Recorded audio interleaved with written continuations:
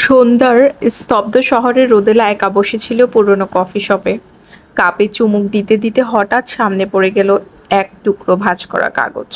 তাতে লেখা, তুমি যদি সত্যিই জানতে চাও, কাল আবার এসো এই সময়।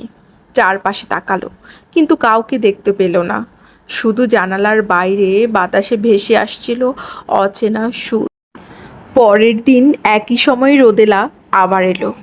টেবিলের ওপর এবার রাখা ছিল একটা ছবি, অচেনা ছেলের, আর ছবির নিচে লেখা, তুমি কি সত্যি মনে করতে পারো না? রোদেলার বুক কেঁপে উঠল। ছবির চোখ দুটো তার কাছে অদ্ভুত পরিচিত লাগছে, কিন্তু কোথায় যেন ভুলে গেছে সে। তৃতীয় দিনে কফি শপে বসার আগেই এক যুবক সামনে এসে দাঁড়ালো। তার চোখ দুটো হুবহু ছবির মতো। সে হেসে বলল, তুমি ভুলে গেছো, কিন্তু আমি এখনো মনে রেখেছি। আমরা একে অপরের প্রথম কফি ডেটের গল্প। রোদেলা চোখ ভিজে গেল, মনে পড়ল বহু বছর আগে হারিয়ে যাওয়া সম্পর্ক।